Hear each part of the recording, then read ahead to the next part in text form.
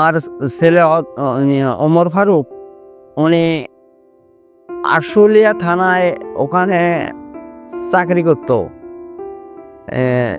সে চাকরিতে ওখানে উনি ওই আন্দোলনের দিনে 5 তারিখে বেলা 1:30-2টা এই টাইমে আর কি বাড়াইছে। কিছু ছোট্ট একটা আন্দোলনের সাথে বাড়াইছিল আর কি, মিছিলের সাথে। আরে উনি গুলি খাইছে, পেছন পাকে গুলি দিয়ে, সামন দিয়ে গুলি বাড়ে গেছে।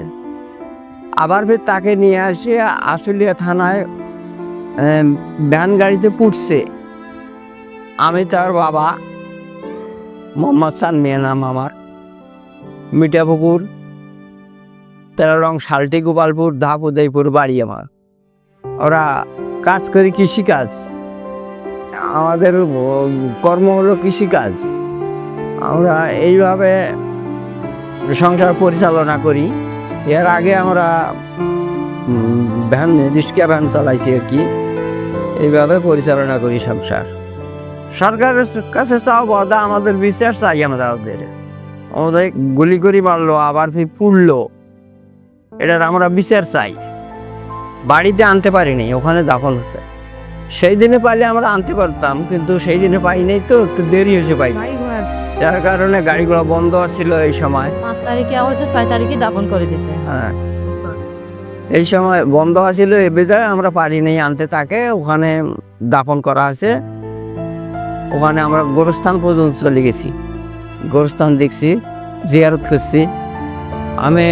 আমার ছেলে তো ঢাকায় ইয়াতে চাকরি, তো বাইপেল, ওই জায়গাটার নাম বাইপেল বলা, জামগড়া এলাকা।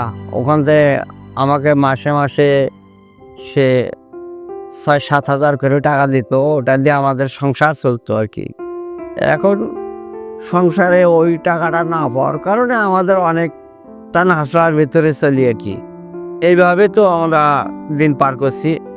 আবেগ আর কি, ছেলে তো এখন মারা গেছে, এখন তো মারছে, এখন আবেগ কার কাছে বলবো? এটা তো বলার মতো লোকেই নেই, কার কাছে বলবো? সরকার তো সেই সরকারের এই চলে। সরকার যে কি করবে তাদেরকে, সেটা তো আমরা এখন পর্যন্ত বুঝতে পারছি না। সরকার এখন দিবে, এখনো পাইনি, দিবে। এখন দিলে সংসারের কাজ হবে, সংসারের উন্নতি হবে। এখন ছেলে তো নাই, ছেলের গার্জিয়ানেরা আছে, তাদের ঘরে একটু সচ্ছল হবে আর কি। এই